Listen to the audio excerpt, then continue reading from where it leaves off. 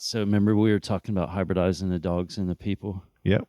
And theorizing what if the mother dog who looked like Lassie walked in on her son who was expressing his own anal glands, and you'd be like, whoa. What in dog's name are you doing? I'm telling your father.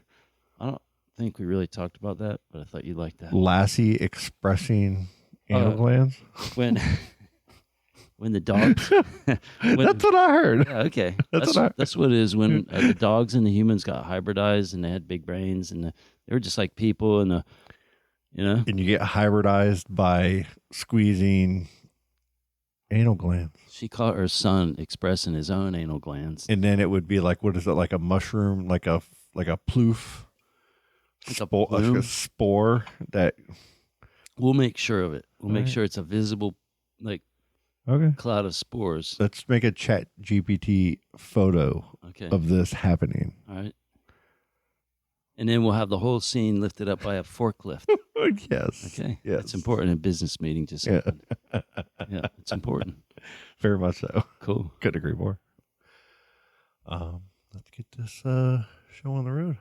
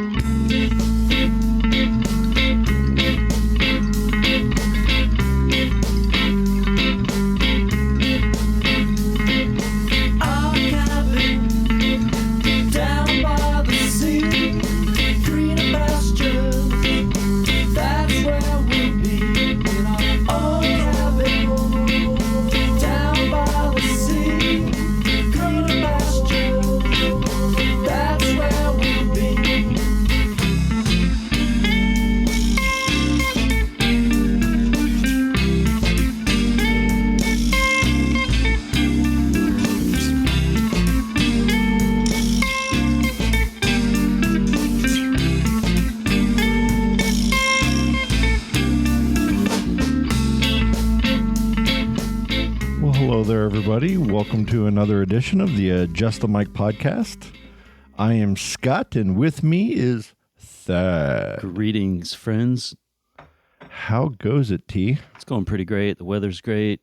It is, man. It's beautiful out today. Yeah, spring has sprung. We are episode 190, 189 last week with your cousin, Missy. Indeed. It was fantastic. It's great. Catching up. Louisville. Yep. Got to talk about Louisville. It was fun letting a lot of my Louisville friends and family listen to that episode and hear me get all nostalgic talking about toy store strip clubs and pies. Whatnot.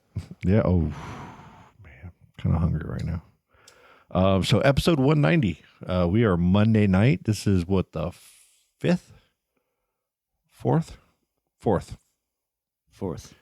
March 4th. How's it going, Thad? What you been up to? What'd you do this weekend? I did a bunch of repairs on some buildings and fences. Overcoming that flood, man, and it's really coming around, man. Yeah. I cracked into Logic and I opened up the little mixing console, whatever, and took a listen to some stuff, and it's the big move over is about to happen. It's like I get there and I see you guys, y'all working on the drywall. Monica's in there working hard on the drywall, getting everything kind of in order, and then it's going to be moving. Like you've kind of had everything in the living room crunched up a little bit, which is great for convenience and being like right there. You guys, playing drums, like it's just so awesome in that space that you guys have. Big wide open space all the way up. Me and Aaron still want to design something for that little upstairs room to the right there. The nook. Yeah, that nook is so awesome, man. That's a podcast room right there if I've ever seen one. Yeah, little lounge, have a little lounge area right there and have like a little TV on the wall or something. A video screen. That place is awesome. I did a lot of gardening this weekend, man. Yeah, we gotta take a little tour of your yard, right? Yeah. When I first moved into the house here, there's like there's a pool in the backyard that has a big brick wall, that goes all the way around the pool, and it kind of encloses it into my backyard. On the south side of his house. Exactly. And around that, I have a fence, so I got about 10 to 15 feet on both sides of the house, all the way down probably 100 feet or more, a couple hundred feet. Would you say a couple hundred feet? My judge of distance is absolutely terrible. I mean, if you slow walk through your side and your other side, it takes about 7 minutes if you're stopping to gork out of the plants, which we'll do in a second. Okay. And, so there's like a whole U shape that I'm kind of turning into a garden area. A lot of it when I first moved in was way overgrown. And it was just like an old shrubbery and old trees and metal pipes and old potted plants and your old stuff plumbing, right.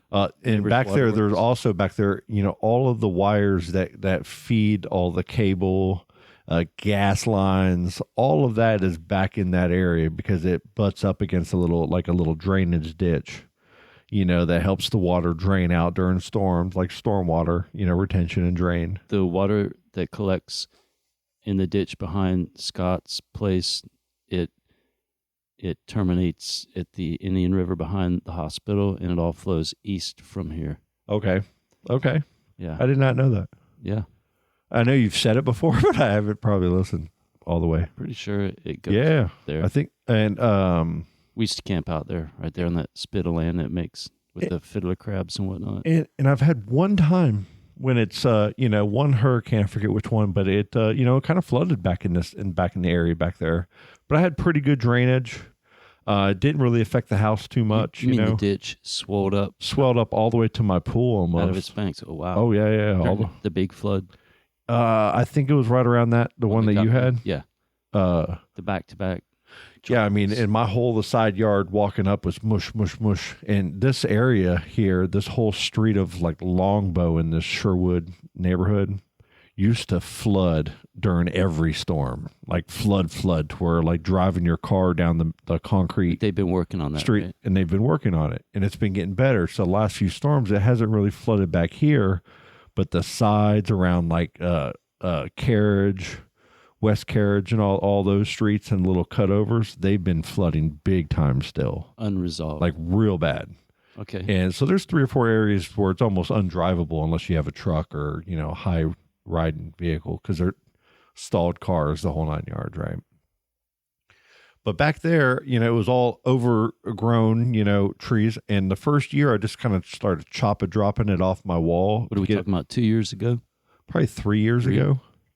Started chopping it off and then just dropping it and then slowly mowing a little bit of the area back there and kind of turning it into like, something where I could plant things, just composting and just kind of not buying anything really to amend the soil at Taming first. the land. Just kind of getting that, cut down. And there's power lines back there too. So underground, I have barriers and things that are a problem. And then over top. So I got to keep things low, but I want to kind of make a food forest back there. So I have some raised beds, and then I had like the line company or the city or whatever, they come and mark all the cables and wires and everything. So I have photos of that, and I kind of have created like in my brain a little design of how I want the whole back area to be, and just a mix of pollinators and blueberries, raspberries, peppers, papayas. Lemon. I got a Myers lemon back there, a little key lime. I got a little peach tree. I got a little bit of everything. Mangoes, you name it. Can we take the tour? Here's what I was thinking. You just tell me what you think. With that video, like you just took a video going all the way around. And since this is just an audio podcast, I want to narrate that on a microphone over there with the video playing. So while I'm looking at it, I can sit there and talk about it and then share that video as a YouTube clip as one voiceover. Would that make sense? Yeah. And if we do that, I think that'd be the best way to do it, because when you're going around, you're seeing pickles, you're seeing dragon fruit, you're seeing peppers, you're seeing Assyrian cherry, and maybe even part of the episode pic will take like a top photo of it all. Blueberries, like you're going through the blueberries right there. You got the gardenia. You got the Mysore raspberries. Looking swole. Yep. They're ready to go. They're actually just a few. Like Salas even went out there and checked them Sunday, and he said, "I think by Wednesday or Thursday I'll be able to eat a couple of them." And that's the kind of plant you want there. It's just so prolific. It's right in front of my bedroom window, and it's full of thorns. So it's like a security too. Got some honeysuckle we just threw in the other day. I always, as a kid, I always loved honeysuckle. It'd be like growing wild in certain areas and people's yards. As kids just go up and start sucking on the there's the two nectar. kinds you can do that here, right? The little the one with the little skinny petals, plus that little pitcher thing that you just I'm not sure the species of them, but definitely. And the insects. It's like a white one, and then there's like an orangey reddish kind of one. I was at Wagner's nursery, picked that one up. And a little midnight jasmine. I got a moringa back there. Wagner's in town. Yeah, over in Mims. They're right off US 1 there. Okay. I've been seeing them on the Facebook Marketplace post. Their little nursery they set up and everything. I just wanted to go check it out. Nice. And it's really nice. That's cool. Really cool little setup. But, having 2 rain barrels in the back now, doing most of my watering with that. And then we've gotten a few showers, over time. So it's the season's kind of, even when it's been real cold, the way that backyard is, because it's got a white fence, plastic fence, a vinyl fence on each side from the neighbors' yards. So it kind of keeps it where it's cold back there, but it keeps the wind from really damaging a lot of the plants back there. So they kind of survive that cold weather pretty well. I bet. Yeah. So the bananas back there do really well. It's like a microclimate back there. I feel like I'm going to be pulling dragon fruit off of that thing for starts like forever. That thing looks, it's the best part. It's the best thing I got back there, I feel. Yeah, it's super healthy. Yeah, it really is. It's loving where I got it. And that trellis setup, just taking a metal garden, field fence. Field fence is what it is. 4x4 holes. And it's very heavy gauge, like an 8 gauge kind of wire. Maybe welded. Oh, yeah. It works great. So simple. My mom has that set up in Kentucky, and hers is huge. Like she has hers like where you can walk through, like 2 people can walk through it. So twice the size of the width of mine, like use 2 of them. Looks like a wedding altar, but it's they're like 8 foot long. Short though, like head high. Yeah, and so she just turned it into like an archway. Tied up the tops, and on the side just use those metal drop-in, post. The verticals. Yeah, and you just use the little metal anchors that go around it and hold it in. Yep. And it creates the perfect archway. That is perfect. And then just boom, dragon fruits down the bottom, and then they're coming up, and you're weaving them through. And then when they hang over, that's what they want. Is when they want a fruit. Yep. And you want to start with one. I think the Wilson, Mr. Wilson from Industrial Steel, told me to start the base of a dragon fruit by itself, without a whole bunch of fingers popping off of it. Okay. And if you do it with a base first like that coming up, you'll get like more fruit off of it. It'll fruit more. Little trick or something. I think I had 4 or 5 of them this last year, but this year is the first year I feel like I should really expect some put out. Yeah, that's exactly what I was thinking. It's been exciting. And then little things like sage and oreganos and, tomatoes are all around, and a lot of night pollinators like your moonflowers and whatnot. And what's the other one you got? The other night one? The night jasmine. I got like 3 or 4 kinds of jasmine and gardenia out there now. The gardenias are hard. Like they take a special type of care. Yeah, you got a couple kind of. They get fungus and molds real quick and easy, and like you got to kind of stay on them the right way, and I haven't figured them out yet. I love them and the magnolias when you can cut the flower, put it in the water, put it in the house, and your whole house is smells like. The gardenia, my grandmother had one. My dad, grew it out back, and at her house over on Poinsettia, behind Tropic there. Yep. And it was the best smell. Like she would always give it to Allie, my grandmother, her great grandmother. And, take it home, throw it in a thing of water, like you said, and it smells great.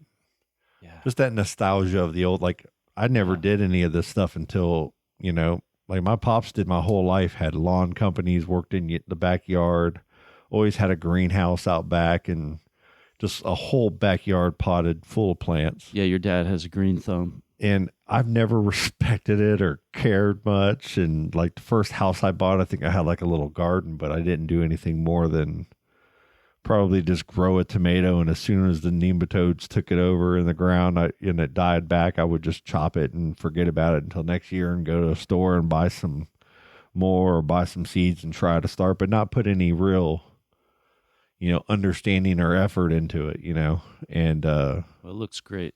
The past 4 or 5 years since moving here, I've slowly, you know, put some trees in. I've almost like started this house with a blank palette because it didn't have a whole lot. Oh. There wasn't trees out front. There wasn't, you know, a whole lot other than just the overgrowth of bad stuff in the back. I didn't want to forget about the dandelions that you were showing me. Oh yeah, and that's kind of about to come up here in a second on the video you're showing me. I got the cranberry hibiscus out back there as well, which are great, you know, for so many reasons. They taste like, even the kids out in the summer are out back there eating the leaves. The new growing. Yeah, all the new growth shoots just taste really well. And I got this one area in the back that I didn't have properly watered, and I have a whole bunch of aloe plants over there. And it's right in between like the pool slab and the concrete wall. And it gets real dry. Baked. Way baked. Super baked. The rain soaker hose that I put in there is really watering it well now. And it's kind of cool seeing all of the dandelions are kind of growing in there and correcting the soil and doing what they need to do to that area because it hasn't been watering so long. You said you could eat them. The dandelions, I mean, we could throw it up on the screen eventually. I'll do that here in a little bit. Cool. But I think it's the roots themselves or an anti-inflammatory or some type of beneficial human consumption situation. And I know the leaves, I throw them into my fish tank with the turtles and the fish, and they all eat the leaves and everything, and they tear it down, the roots, everything, all the way down to the stems, and then it falls to the ground. But it's good for your fish tanks, good for your fish. It's healthy. It's a soil correcting weed, you know. I think you make tea out of it. Okay. People take the greenery on it too. The sunflower heads, like the little yellow dandelion heads, they'll put them in like oil, soak them in oil and do something. I don't know, watch some YouTube video on it. Get a lot better information from YouTube than me, probably. No, that sounds good. On that. I didn't know any of that. But yeah, so it's just, you know, I'm always every day back there kind of messing around, tooling around. Like I don't know what I'm doing, so it's hard to even talk about it. But you got your workbench now. Yeah, build a workbench and all that's free wood, man. Just people leave pallets outside, and if I'm driving home and I see a pallet or two out there, I'm gonna pick it up and throw it in the truck. And some old 4x4s from the old fence that I had off to the side. I had a wooden fence, and instead of just throwing all the wood away, I just threw it in the back, and I've slowly been taking all the old nails and screws out of it and repurpose it for a table out there. That's great. You know, and it works great. A little potting table. And then I got all the compost on the other side of it. So when I'm repotting things and want to compost things, I can just throw it over, till it. Eventually have my little worm farm there in my soil base for correcting everywhere else, you know, around back there. And it from what it was to what it is now, I'm really impressed with it. Same. I can't believe all the peppers from like the Scott sauce stuff. 100% of that is from just like that one box, 5 or 6 pepper plants out back. Yeah. Yep. I mean, I still got a handful to throw in either the dehydrator or to ferment. They're still growing all season. So I cut them all back here recently. And all the new growth's kind of starting to pop up on them. The sugar cane that I got from your backyard last year flourished back there. And now I'm all gone, all of the cane sugar. I've used it all now. And there's about 5 or 6 more stalks back there that are ready. Yeah. And all the new growth this spring is going to start popping up like crazy back there. It's going to go nuts back there. You're going to be busy. So it's going to be awesome, man. We did not get stung by the cold.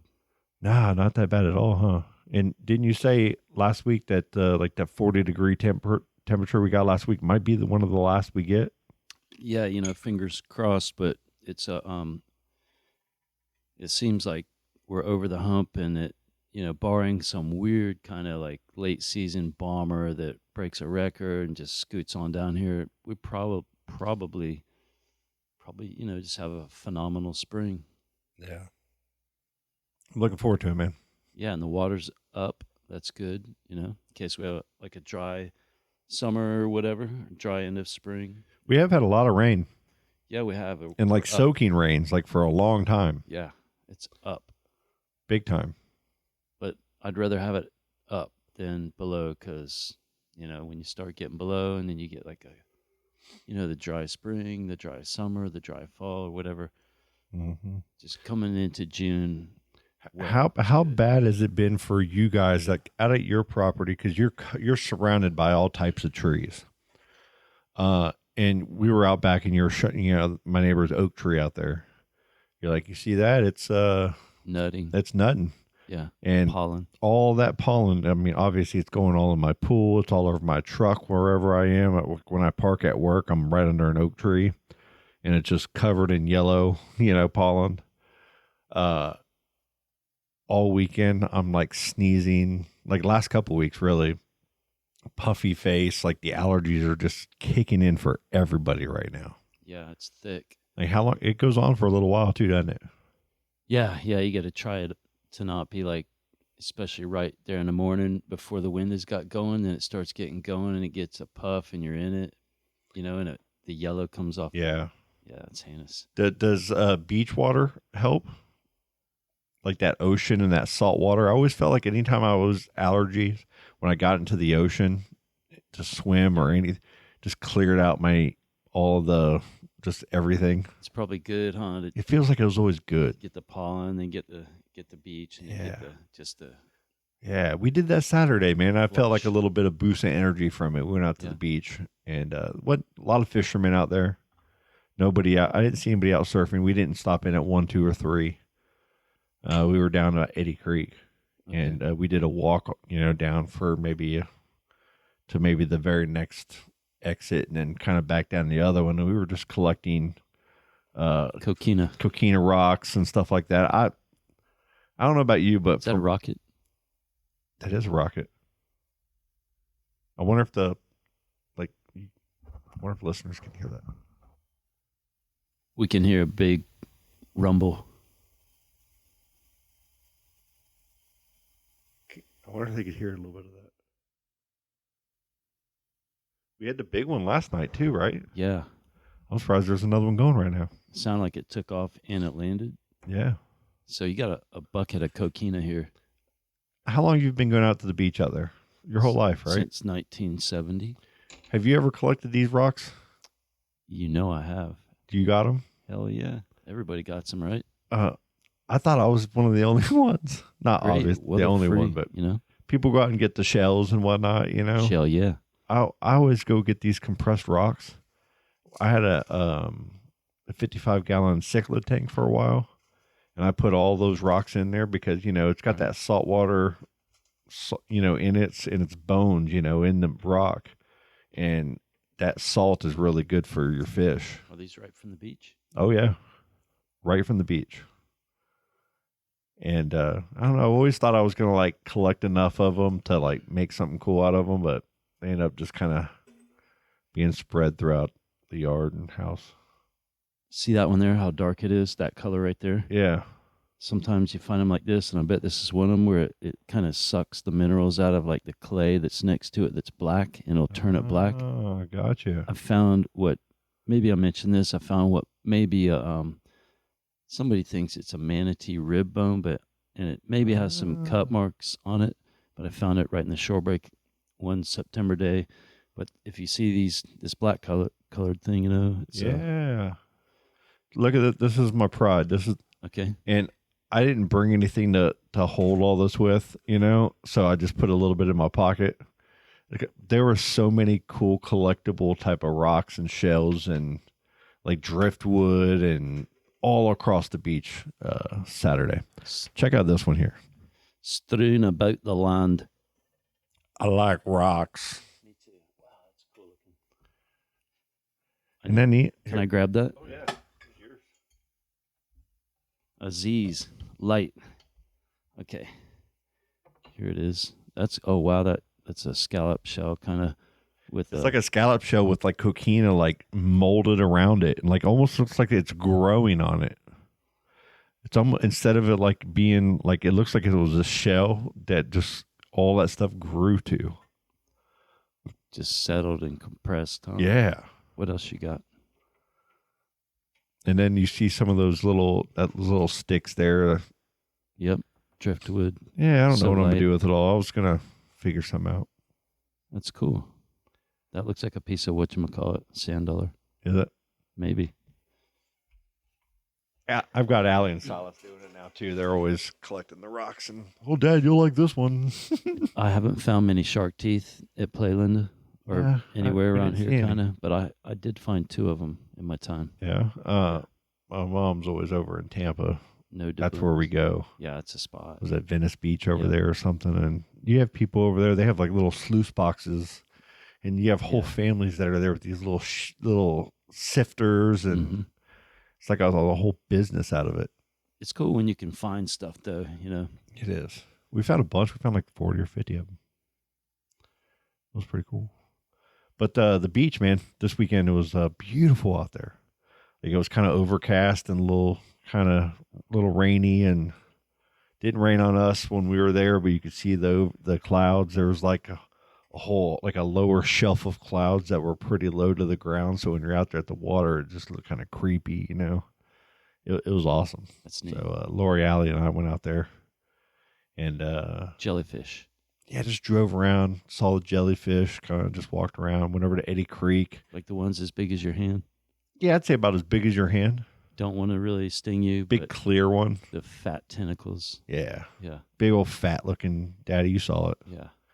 The cool part was when we went to Eddy Creek is I've gone to Eddy Creek. There's photos that my dad is taking of me being out at Eddy Creek around the corner of the bend. There used to be a beach where you could just pretty much, now it's all like grown into the water almost all the way around. You used to be able to walk all the way around to the very tip, and people would fish all the way around the edge. Yep. And then you had people where the boat dock, where the little new dock is, you know, built. You can cast in, and there's a real deep hole right there. Yeah. What was that?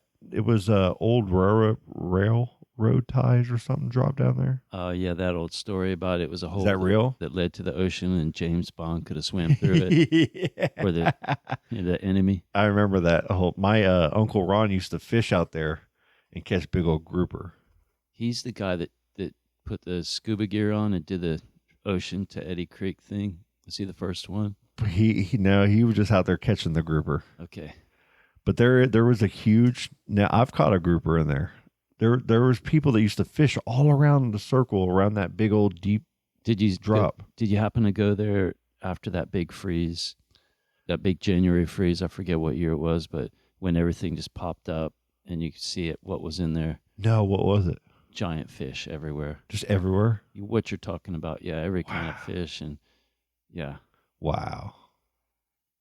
A lot of people filled their bellies because those fish were floundering. It's super cold. They're dying, you know. Wow. And a bunch of fish. I had a bunch of tilapia in my half-acre pond. Mm-hmm. And when it was all done and I pulled all the dead ones out after the freeze, and I weighed it up, I think it was like 70 meals for 2 people. The fillets of meat. I had some big-ass piles of tilapia. Wow. Yeah. That's smart. They're easy. Yeah. Like tilapia farming and stuff. It's smart. Yeah. Some people say tilapia is not the best to use. Some people say it is to use. I love the taste of tilapia. I love how when you go to like the zoo, they have their little holes. They build like those little nests, and then they defend their nest against the other tilapia with their lives. And it's like always a battle. Like a nice little slab of steak, you know. It's It's nice firm whitefish. Yeah. You know, because the really bass good. and the brim are like so like they are panfish. You got to get a lot of them. When you go up to when we go up to Georgia, Derek's property, he's got like a 5-acre spring-fed pond, and the little 1 and 2 pound bass, because the spring-fed, it's just real clean water. That I mean, even the 1 and 2 pounders, when you cut them up, they're all buttery. I mean, it gets about 15 feet deep though in some of the areas, so it's just the conditions are prime for those little bass to be just so tasty. You could gut them and just grill them and flakes off the bone, you know, or you can fillet them, fry them with the cracker fish fry and the pepper. Yeah, dude, yummy. It's the best. So, back to the farming and the weather. I noticed that some persimmon trees have got the little shoots. The new growth is coming out. Okay. And those chocolate sapotes that we ate. Yeah, like the bread pudding type of tasting. Yeah. Yeah. Those things, like Andre said, somebody's called it calcitrant. Uh-huh. And it's because they want to get swallowed by something and stay wet and get pooped out and then grows. So you have to plant them right away. Anyhow, long story short, I planted them. We planted them. Did you eat them and poop them out first? I'm working on 3 of them, but the rest of them I planted, and most of them sprung. I checked them, and the taproot is coming up. Oh, heck yeah. 7 years later, maybe. So it takes about 7 years, right? Yeah, if you're Andre, probably he's going to tell you 2 or 3 or 4 with some kind of push. But do they do well in any kind of like soil? Is there like a prime soil condition or like a poor? Like does it do good in soggy water? I haven't really looked at that too much, but I'm just off the cuff. I'm thinking they're tropical, and probably you could give them the same giant container like a mango once. Oh, okay, that makes sense. Something that can catch a soaking, but can also dry down. Because remember where we planted that? What was that big old thing that didn't make it? Jackfruit. The jackfruit, like in that little front area of your property where there's some really good sun kind of beaming down. Yep. To mound up some areas there, and just throw in. We didn't mound some of these fruit because of the 30-year flood, 40-year flood came. Yeah, it did. It really did, man. That was in a mound too. That was in a little top mound next to a tree. It just shows you, where the real flood level was. Did I tell you that Crane told me that somebody had a mango that was underwater for 4 months or something, and it lived? You have those little we did a video on them chicamas, the limes. Yeah. And those things, they got flooded. They've been flooded multiple times, big time, and they're still coming. They're still amazing. They're still providing fruit. Not a lot, but I mean, it's doing it. I wonder if they got the greening, the citrus greening, where they're getting weak and weird and gonna stop putting out. Oh, I got you. Never. I mean, this past year it even produced for you. Yep, I saw my orange trees that I thought were gone. They popped some out, but yeah. I got Myers lemon out back, and last year I got like 6 lemons off of it. And this year it's got, I don't know, once it flowers out and the fruit starts forming, we'll see which ones make it. Is that the purples? Yeah, they're all purple. Just there's a ton of them, Joe. Like there's 6 branches that have like 2 or 3 just heads full of blooms. And then the Syrian cherries, the Barbados cherries, the one out front that I got from you has at least 5 or 6 cherries on it. And it's tiny. So that thing's only like maybe waist high right now. And it's getting blooms. The one out back, it bloomed, but the blooms didn't survive. But it's like robustly growing and healthy. I just think it's too young to really provide a lot of fruit yet, And then I got another one that's in the back that's closer to the drainage ditch, and it's kind of a drier area where it's at. And it's growing, but it's a lot slower than the other 2 because it's just not getting the amount of water they're getting. But it looks healthy and good. So in a few years, I think once it gets that root down deep enough where it needs to be, I think it'll be fine. And you got that avocado next to it? Yeah, and I got Valencia mango over there to the left. I mean, once everything starts to kind of grow back there in the next 3 or 4 years, I'm going to have to figure out, like, I got too much here. This is too heavy, too thick. I'm going to have to, like, make some choices. You know, like, I'm almost kind of doing a survival of the fittest, see which ones kind of grow the best and look the best and they win, you know, back there. I don't know. Yeah, I'm thinking about your mangoes because I got mangoes. I'm trying to tame them, keep them low, you know, so I can. That's what Andre says, right? He says, like, you want to get it to where you can kind of maintain them, keep them low, and be able to reach to them and kind of keep the tree as healthy as possible. Yeah, I think it was some guy in Jacksonville that had a little microclimate on the beach side of the St. John's, and he teed one off at face high and just made it go right and left. And he can like walk down a line and snatch up fruit. Custom. Interesting. I one thing I'm kind of excited. I have a prickly pear cactus back there. I saw it. The little slabby one. Because there's so many different kinds. I'm coughing too nonstop, man. I've seen it in a bucket. Yeah, and I got one over to the left of the bucket, over by my little table I built. But then in the back over there, I have a couple other places, and to grow those little red fruits on them. Yep. The prickly pear fruits. Yeah. I've never eaten one, but they say they're really good. Yeah, they are. I've seen the kind that don't have any of the little splinters. Just smooth. Wow. That would be cool to get them. That would be cool. I seen one time I was on a beach in Costa Rica. I remember these pigs were out in the sand eating the ghost crabs. They were rooting them out, you know? Oh, wow. And these two dudes were up way early, and they were taking them off and making a big basket full of them. Really? Yeah, yeah. I mean, I was reading about them even earlier today. Cause I've noticed some other people when I'm driving, they're starting to form. Mine's pretty young, like it's real small. But I mean, I think by the next year or two, unless I'm doing something wrong, I should start getting some fruit off of it. I've seen in Master and Commander, I think, where they're on the island, the Galapagos Island, they were maybe pressing the pedal and boiling. I don't know what they're doing, but I mean, there's some kind of, I know there's prickly pear juice. I know the fruit is edible and supposed to be sweet and tasty. I guess the processing thing is what you got to figure out almost. Let it get right and sweet, and then you take the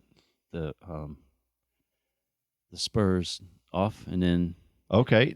Does the red fruit get the spurs on it as well? That's what I'm saying. And you can get a line of them that don't, and that's what you kind of want. But I've eaten the Florida ones. You know? Okay. Pretty interesting. Sure. Yeah. Just got to shave all that stuff off so you don't catch one. So some of those little pointy things, that's what I'm saying. They're real fun. They itch too. Yeah. They bother you for a couple of days afterwards, like it puts some kind of poison in you or something. It's even the dragon fruit. If you aren't the little baby dragon fruits with the tiny little, spikes.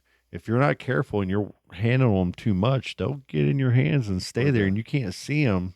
And when you rub your finger across it, you'll feel it, and it kind of goes, shit. Like the fir and the bamboo. Yeah. Oh, yeah. That shit'll get you too. Yeah. I've been processing bamboo out there and getting some of it stuck, and it doesn't feel good. You got to wear gloves, man. We got a bunch of new bamboo. I think I told you about that stuff that's from China and can go down to like 17 degrees. And we got a big old patch. You do? Yeah, now, yeah. Where'd you go? Where'd you get it? My best friend brought it like a few years back. Heck yeah. And I think there's 2 different varieties. I can't remember the name, but we can break some off. That's cool. I got some of the bamboo over here I need to break off for you because I want to get some of that stuff over there gone. And Andre said he's going to get us some of that bulbous, weird... that sugar cane. Yeah. That was really cool. It was like a sugar cane, but it had like... I've seen bamboo at Rockledge Gardens that has that same shape to it, that little tubular vase type of shape, like an hourglass. Yeah, it's puffy. It's kind of like got these little connecting, like a tiki, a little connector, like a sugar cane, or but they're swope. Yeah, they got these just a little plump little area to them, like a little vase plump, all the way up, and I guess they're kind of rare or something. He said. Okay, I don't know why I went here, but Scott has in his front yard a cool tree. I think it might be a Paulownia. Yep. It's some call it a Royal Empress is another name. I call it alley tree. It's like balsa wood. Yeah, it's really neat bloom. It gets these little trumpet kind of flowers on it, like a big. They look cool. Like rows of them on each branch. Yeah. And God, that looks awesome, doesn't it? Yeah. And that one out there is just a couple years old. Like eventually that thing will start dropping seeds that will start new trees, and then I'll be pulling them up and potting them. You'll get one. That's cool. They call them alley trees. I tried to get that one to grow that you gave me. Yeah. It just wasn't in the right spot. Wasn't making it. I tried to put it on near an old pine tree stump. They they can be when you first start them. I've tried to start 3 or 4 of them at an old house that I had, and they just didn't have the right spots for them. It was too hot for them or too something for them. Didn't make it. My dad actually once at our old house we were planting our first alley tree. Allie's mom and Allie in the middle of the night saw some of them coming out of the grass and just ran over into the yard and pulled them and brought them to me. And I'm like, I'm going to kill them. So I took them over to my dad's house right away, and he put them in, some good soil and pots and watered them every day and babied them and got them, good root, system in them. And then that's when I got this one, and Andrea got one over her house too. And hers, the first year was real small, but then the second year it just hit a stride and really took off. Mine's by far the largest. That thing went like 8 or 9 feet in the first year. Yeah, it's going. It's insane. This year, that thing's going to get twice as big. It's going to be like probably 8 to 10 inches in circumference around it. That's cool. Yeah. I keep thinking of your dad's place with all the potted plants and the flowers. And did you see how it looks with all those 2 huge oak trees being taken down? Nope, I haven't seen it yet. You need to see it. It's got the new carport deal too. Yeah, the carport, got the screen put up on the side. With those 2 oak trees down, that whole side of the house gets full sun now. He's always seeing ovenbirds and weird hummingbirds. He's got that front bay window thing. That's his bird. And then he's got all of those porter weeds, and then all these different flowering, and he's got some bird feeders. So all of the little mockingbirds or hummingbirds and everything will come over, and little finches and stuff. It's a festival. It's a bird all day. Festival. Like my mom's is even like my mom has like those little Up red north? nectar hummingbird feeders. Okay. She's got like 10 or more of them. Neat.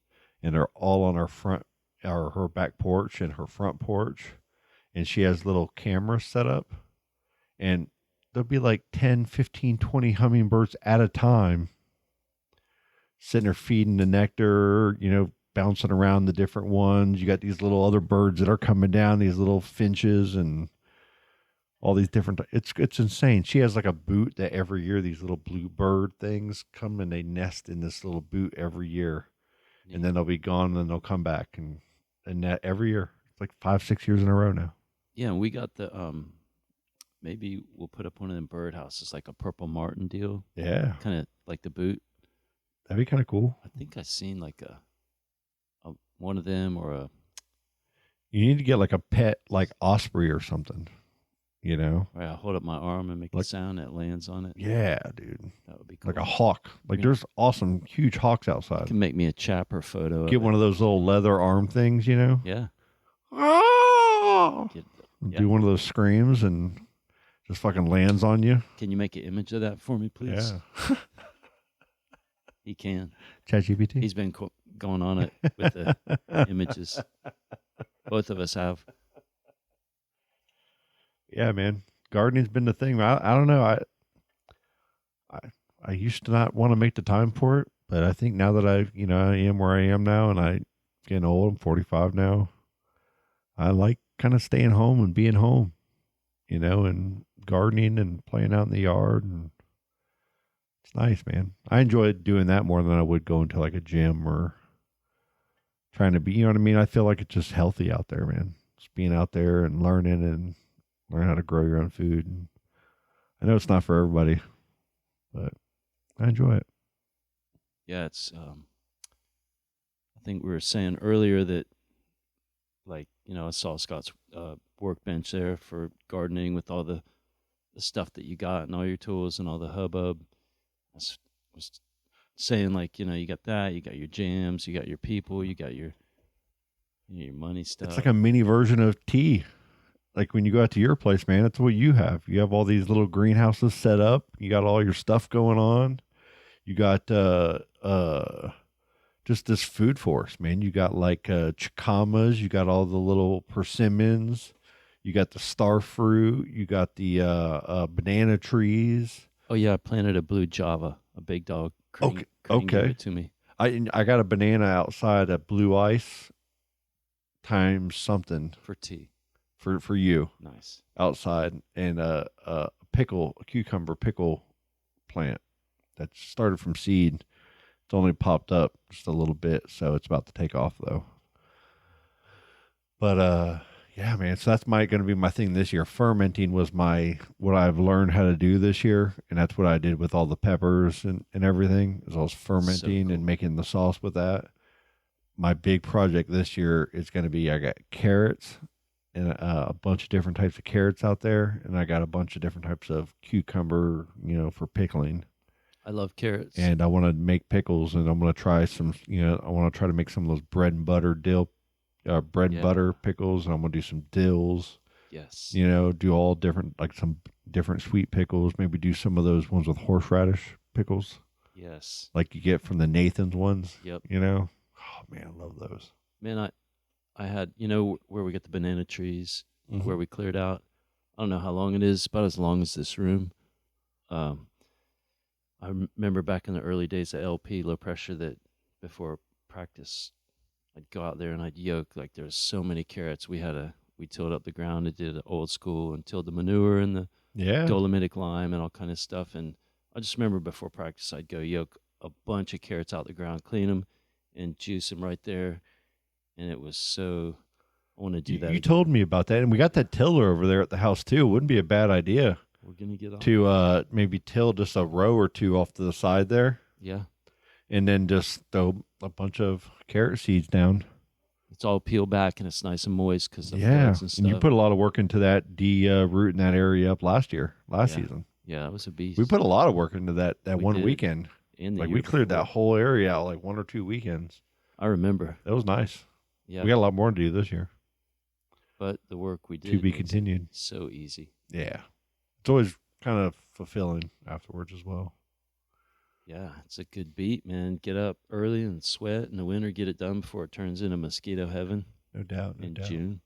I'm going to throw a little song in here for a break, and then when we come back, you want to try to prank call some friends? Yes, please. All right, let's do that. What do we want to play? I hope somebody answers. I hope Frank answers. I've got Frank before. He'll answer.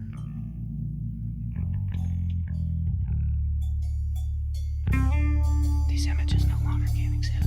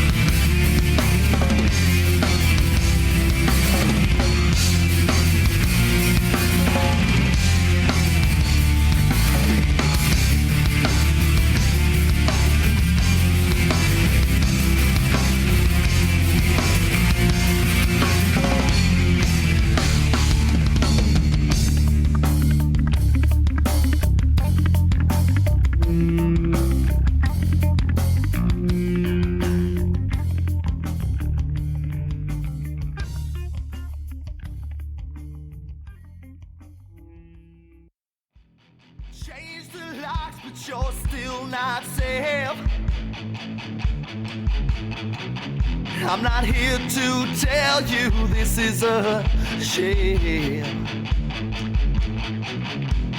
Cut your hair, but you look the same. Here's laughing for the weekend, darling. One more change.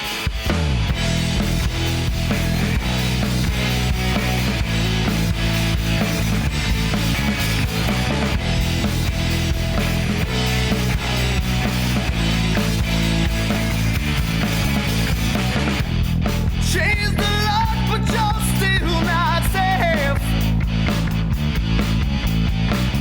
I'm not here to tell you that this is ever gonna change.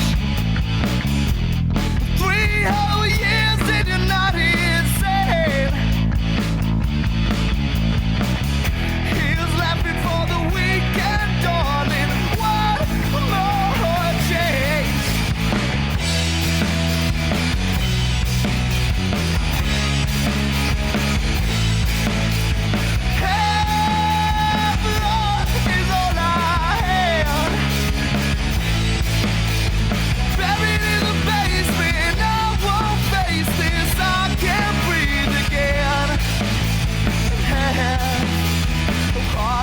All I have, buried in the basement. I won't face this. I can't breathe again.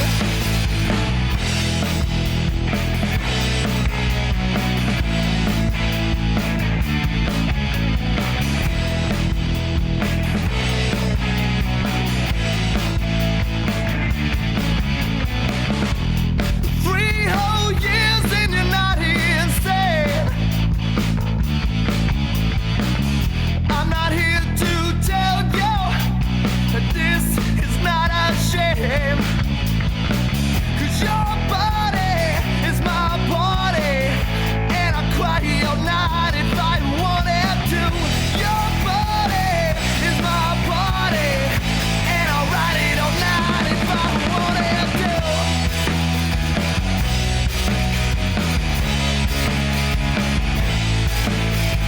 Half a heart is all I have,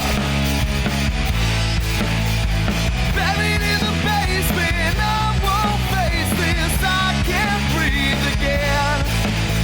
And half a heart is all I have, buried in the basement. I won't face this. I can't breathe again.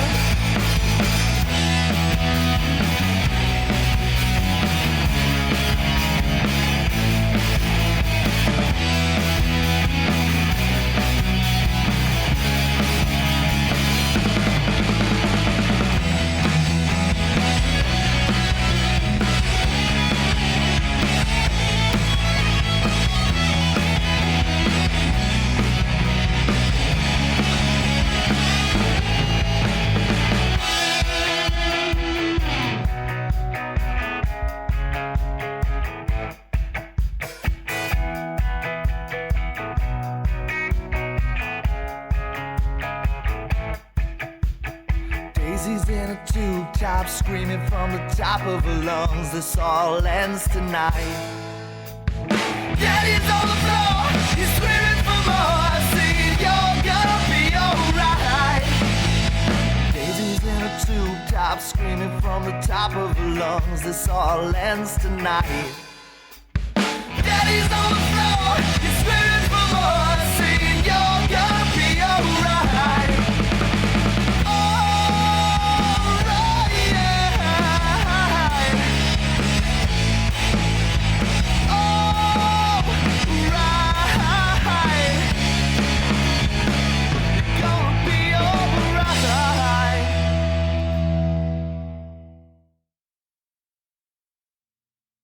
Hello? Hello? Hello? Hello? Yeah, hello. Hello? I said hello. Yeah, who is this? Why do you're the one that called me. I want to know who you are. Why? Look, I have seen your number on my man's cell history. I don't think so. Yes, I did. More than once. Okay. Why are you calling my boyfriend? I don't know who you are. What you're talking about? What is going on? I'm an old lady. I cannot believe you. Children. How long has this been going on for? I don't know what you are talking about. You tell me the truth. Okay. We are back. We're back. We are back. We are going to do some prank calls, or we're going to try to. We were just talking about food and Taco Bell. Yep. On the break here, and your go-to, they got Mexican pizzas back, and I've gotten a couple here and there. They weren't my thing back in the day. They're pretty darn good though, man. I'm always about their chicken quesadillas. I love that Southwest sauce they put in them, man.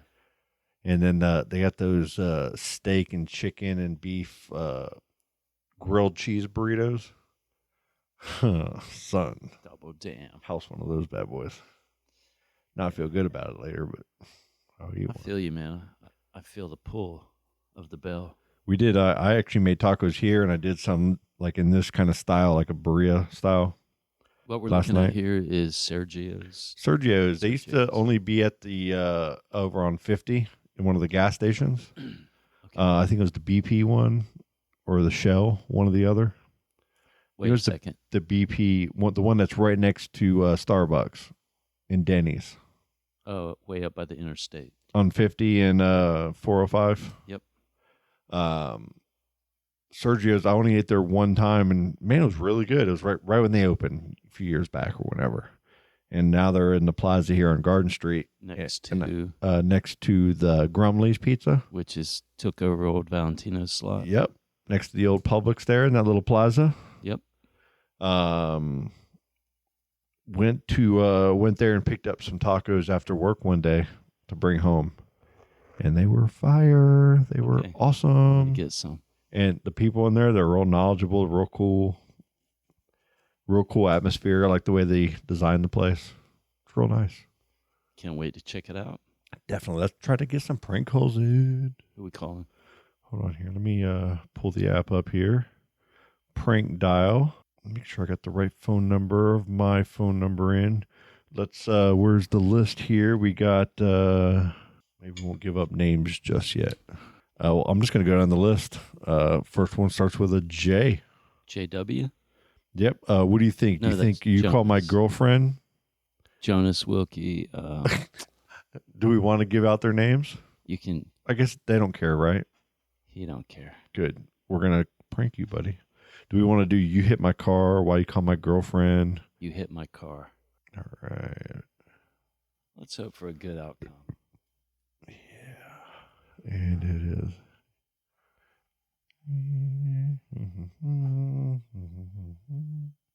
Let's see what we get.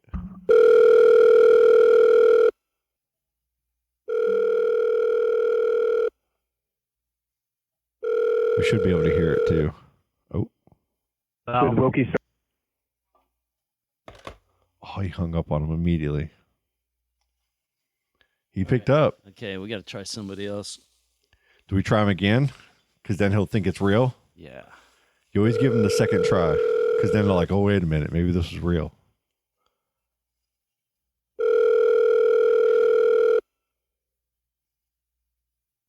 Oh, man. Dang it. Usually what I do is I'll sit on my phone with, not recording or anything like this, and I just call as many people as I can, and I'll get like, out of 100, I might get 5 that work. And then I save them, and just boom, they're amazing. Yeah, he's not biting. All right, now let's try Brinko. Taking it to the dumpster.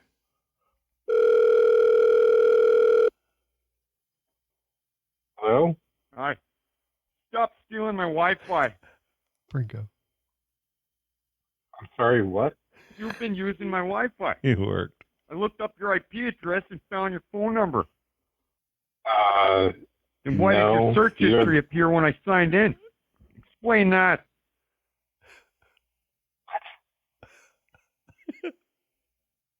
No excuses. Just listen up. How'd you even get my password? You a hacker? I'm not arguing with you. Just stop or I'm getting... He hung up on him. And we got him to bite at least. Hey, we can send that to Brinko. Yeah. To let him know. Frank is talking to the Wi-Fi right now. We can't hear it. For some reason. But I'll get the audio version of it here. Hopefully he's 30 seconds in, so they're talking. I'm like garaging him. Frank is arguing with it right now. We're going to get to hear it as soon as it's over. He's fixing to put him in a sleeper hold. We're at 40 seconds now. Great. Oh, buddy. Come on, Frank. I hope you're arguing with him over Wi-Fi. It's called a Frank phone call. Frank's why he's getting really perturbed right now. How many more garages do you think we got? 55 seconds. He's a minute in. He's talking. What did you put on him? The Wi-Fi thief. Okay. The Wi-Fi thief, just people believe it, man, because it's so out of left field. They're like, is one of my neighbors calling me to complain that I'm on their Wi-Fi right now? Ooh, that was a minute and 12 seconds. Hello. Hello. Hello. Hi. Stop stealing my Wi-Fi. What's happening? You've been using my Wi-Fi. I looked up your IP address and found your phone number. And why did your search history appear when I signed in? Explain that. Oh, dang. How'd you even get my password? You a hacker? He knows. He knows. I'm not arguing with you. Just stop. I'm trying to figure out whose recording is this right now. That's what I'm trying to figure out. I paid for that with my hard-earned money. Sad. God, Scott or Tad. Who else could it possibly be? Dang it. No, it's probably your Scott or Tad. No, it's probably Scott or Tad. You're the reason I'm the a what now? economy's failing. You Probably. are Wi-Fi stealing scum. That's the worst thing I've ever been called. You hurt my one feeling. Is that it, really? Oh man, that was totally busted us. That one backfired. What was that one you had for me? One more? Yeah. One more. Hello? Hi. Hello? Stop stealing my Wi-Fi. Stop stealing your Wi-Fi. You've been using my Wi-Fi. I looked up your IP address and found your phone number. I have Spectrum in both of my houses, and I use my own Wi-Fi. Thank you. When I sign in. Explain that. What's that? Where are you at? How'd you even get my password? A hacker? No, I'm not a hacker. I don't know. Where are you at is what I'd like to know. No excuses. Just listen up. You're I'm not arguing with you. Nope, just stop or I'm going to get the police involved. You can totally get the police involved, bud, because I'm not using your Wi-Fi, buddy. I have Spectrum on both my houses, and I have my own Wi-Fi. I paid for that with my hard-earned money. Get a job. Yeah, I pay for my Spectrum with my hard-earned money. You're better get your freaking facts straight. You just go accuse me of something. I don't even know who you are. How'd you get my number? You are Wi-Fi stealing scum. This is worth all of it. You've just been pranked by prankdial.com. Hello? He's still talking. He's saying hello. Damn. Oh, that's good. You gonna send that to me? Oh, yeah. So I can send it to him. Oh, yeah. Wasn't it? Your Boise T got a little mad there at the end. Yeah, he was. That was kind of nice. That was kind of nice. I like it. He was very logical. My Spectrum, I pay for my Spectrum. I don't know what you're talking about. Yeah. He wasn't having it. I'd like to know where you are, buddy. We're in Sherwood, real close to you. I would not want to get hit by Cedar. Not at all. Not even remotely. All right, guys. Well, episode 190. It's done. 190? We did it. Done. All right, guys. And maybe Thursday. Colleen wasn't feeling good tonight. So maybe on Thursday we'll get another session in. If not, we'll start back up fresh next Monday. Cool. But let's try for Thursday, though, for sure, if we can. Yeah. I got a couple guests to be continued. I'm not sure what date yet. Dave Post. I'm planning on getting. Oh, calling us back. Davey Wavy, what's going on? What's up, Sir Post? Scott, just like you sound like a radio guy with the deep voice. Davey Wavy, you are on the radio. We're on a podcast on a kind of the radio. Is it official? Yeah, you're official on. It's recording right now. That's officially. We just pranked Cedar. Oh, you did? Yeah. Like real good. What's he doing? Like he's mad. What'd you do to him? If you could take your phone right now and hit play and put it on the microphone, we want you to hear it. Okay. Well, Scott's got the app to make the crank calls. I got this little prank dial app, and we've been sitting on for like the last 45 minutes and just like cold calling anybody we can think. And we got CT real good. Dude, the microphone on this is epic. It sounds like you're a radio guy. Oh yeah, and we're talking to you through like our Shure mics and through the podcast setup. Yeah, I could totally tell. That's awesome. Heck yeah, that sounds so cool. I'm gonna throw this. Actually, I'm gonna throw this on, and I want you to hear this. Hi, hello. Stop stealing my Wi-Fi. Stop stealing your Wi-Fi. You've been using my Wi-Fi. I looked up your IP address and found your phone number. I have Spectrum in both of my houses, and I use my own search history appear when I signed in? Explain that. What's that? Where are you at? How'd you even get my password? Robot. You a hacker? No, I'm not a hacker. I don't know where it's at is what I'd like to know. No excuses. Just listen up. I'm not arguing with you. No, I'm entitled. Or I'm going to get the police involved. You can totally get the police involved, bud, because I'm not using your Wi-Fi, buddy. I have Spectrum on both my houses, and I have my own Wi-Fi. I paid for that with my hard-earned money. Get a job. Yeah, I pay for my Spectrum with my hard-earned money. You're a bet it's your freaking factory. Or you just go accuse me of something. I don't know who you are. How'd you get my number? You are Wi-Fi stealing scum.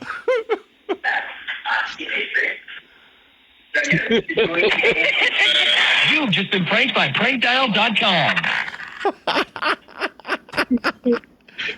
Oh, he was good. In, dude. He was in. Cedar. He was all the way in on that one, man. We tried to get everybody, man. We almost had Brinko. So, Dave, where you at? I'm just passing John Wayne Airport on the 405. Cool. In Orange County. All right. John Wayne. I kind of want to do some John Wayne voiceovers right now, but I can't think of any good quotes to use. I wouldn't know any. I want to say the word pilgrim, but that's about it. Hello, pilgrim. John Wayne. He wasn't High-O Silver, no? No. He was in so much, but it's like the same monotone. I've never worked on his voice or his like my dad used to watch his movies, him and Clint Eastwood. Anything that was at TV Land now, it would probably all be on some kind of country, old Western network classics. Yeah. Yeah, like 5 years ago, I had like High-O Silver's, like, or whatever that TV show is. Gunsmoke, Little House on the Prairie. I had the whole DVD of High-O Silver, and it was like a pretty cool, like a bunch of episodes. T, you remember that? Is it the guy with the Cherokee sidekick, and he had the mask, the Lone Ranger? Yeah, the Lone Ranger. That's it, the Lone Ranger. Yeah. Yeah, I seen that. I remember. It wasn't High-O Silver. It was the Lone Ranger. That's it. Yeah, and that's what he said to his horse when he wanted to get up and go. Right? Yeah, High-O Silver. Yep. We my favorite was Lonesome Dove, the one with Tommy Lee Jones and Robert Duvall. Yeah, and they went all the way to Alaska. They had the little kid from Silver Spoons was the one boy that was in it. And How Much for a Poke? I forget the girl's name, but they took a herd of cattle all the way to North Dakota, and then Robert Duvall gets gets hit with an arrow by an Indian in the leg, and dies from it. And his last wishes are for Tommy Lee to bring him all the way back down to South Texas. To bury him. To bury him. Yeah. So by himself, he had to drag him in a casket and a horse all the way down from North Dakota back down to Texas to bury him. I hate when I have to do that. That's a great movie. Let's see. I just got the WSL. That was just the heat sheets, I think. Let's see. Women's heat draw. I just got the WSL info. So what? Nothing special. What's the water temperature out there in California right now? Where he's at? It's a balmy about 60. Okay, so when you're doing surf lessons and everything in the winter, is it a full schedule? Do you have a full set of people out there getting in that cold ass water? Yeah, like I've downsized to more like one-on-one coaching. Like besides the high school that I work with on Tuesdays and Thursday morning, I do like one-on-one sessions with people, usually like one in the morning, one in the evening, and then one of my pro kids that I've been working with since he was 11 is like 23 now, Parker Cohn, and I think he surfs probably like this Thursday at Cocoa Beach. Oh, okay. Let's see. I'm trying to see there's a couple events this weekend in there or coming up. It's just this next week at Cocoa Beach. It's going to be like hot shots like Parker, and Cannon Carr, and like a whole bunch of others. And it's cool. They're going to have a little wave, right, Dave? Yeah. It looks like they're going to have some waves. It looks like Parker is going to go against John Mel, which is Pete Mel's kid. Yep. Heat 11. Round of, I think, 32. Round of 64. So he's probably Thursday. Are they doing it at the pier? Or? South. Yeah. Right at the pier. Right on the north side of the pier, I think. Okay. South side. Okay. North side if you're north side if you're on the West Coast. Yep. Yeah, very cool, man. Heck yeah. Yeah. So it was a little cold. It was a little cold. I literally just thawed out. I was like numb until like about 10 minutes ago, right before you called. I was just like sitting in my car trying to warm up. That's when we were trying to prank call you. Try to call Liz. Yeah, you were trying to prank call me. I was trying to get off the phone when Liz is like, you don't need to talk to them. We had all kinds of calls like, coming no, in. I think I'm supposed to jump on a podcast right now. And she's like, all right, call him back. And you guys hung up before I could, because it only rang like 2 times. Did it really? Yeah, I called you regular from my phone. That's probably the one that you saw. The other one was like a 3-2 number that wasn't in your, probably not programmed in your phone, and that was from the prank call. That's I got a fake Google Voice number that I use. Okay, so and that one doesn't come. And I have my phone set up so if on ignore for any phone call, any numbers I don't know, I put it on ignore. See, that's why it's hard when you're doing these prank calls. Like I was telling T, out of like 100 people, I might get 2, 3, or 4 tops that actually fall forward and kind of, take the, like me and my job, I have to answer calls I don't recognize because it could be a truck driver or somebody that I'm working with or someone in my office is working with and needs help.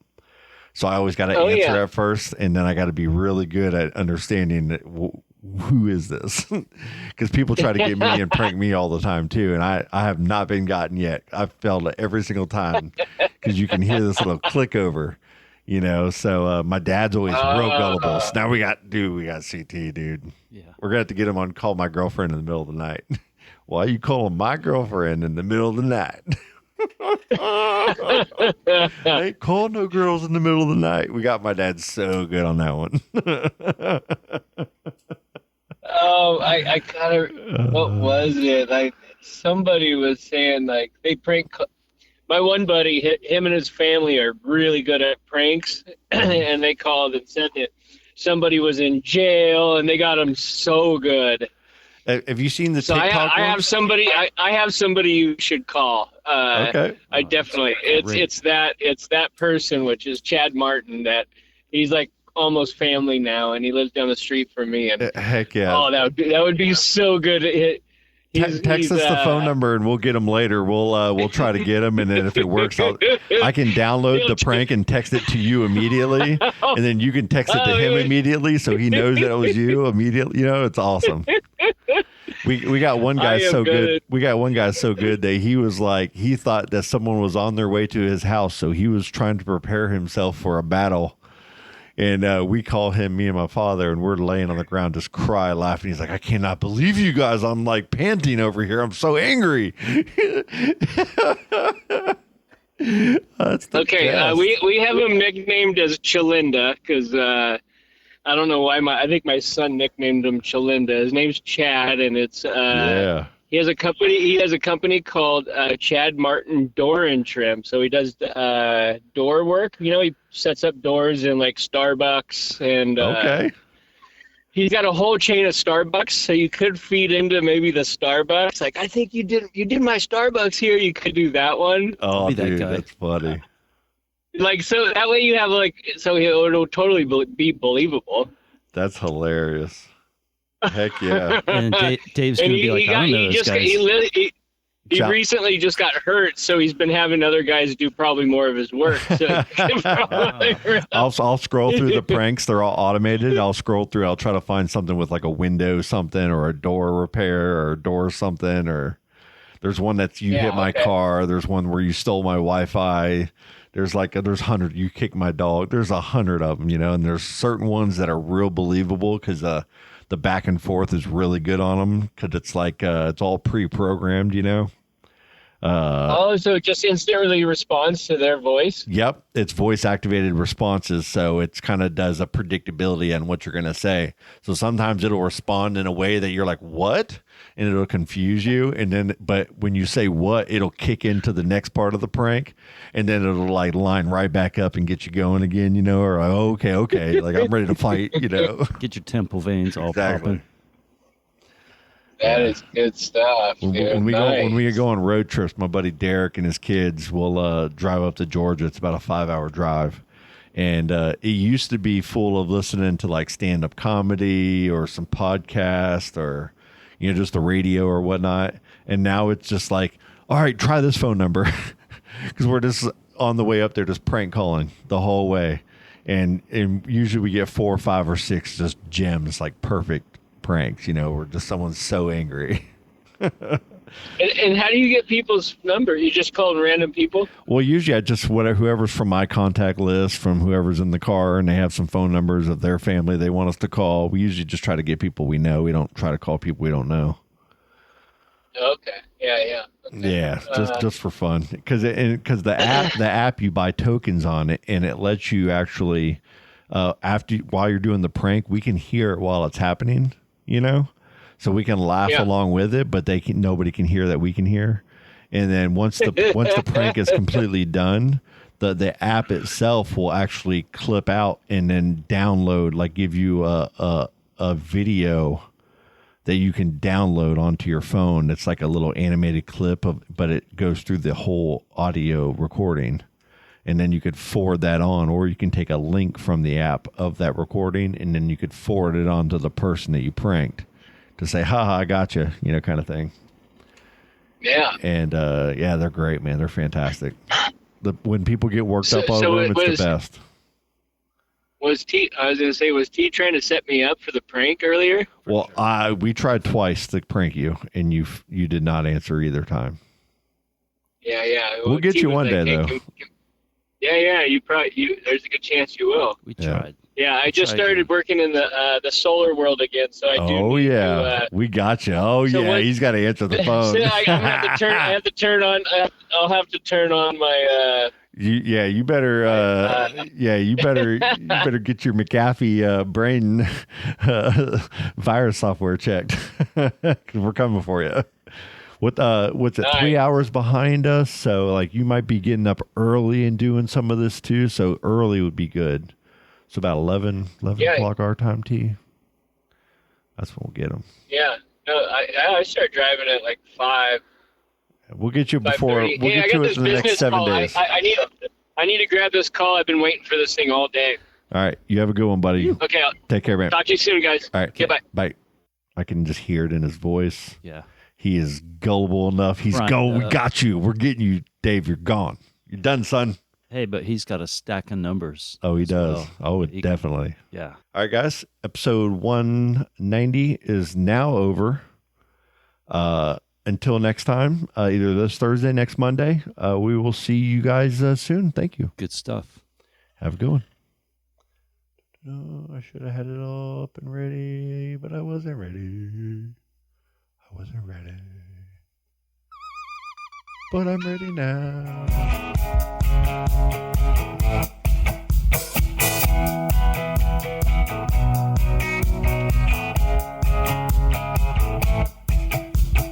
Daisy's in a tube top, screaming from the top of her lungs. This all ends tonight. Daddy's on the floor, he's screaming for more, saying you're gonna be alright.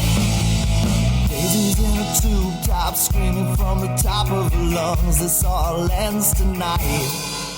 Daddy's on the floor, he's screaming for more, saying you're gonna be alright.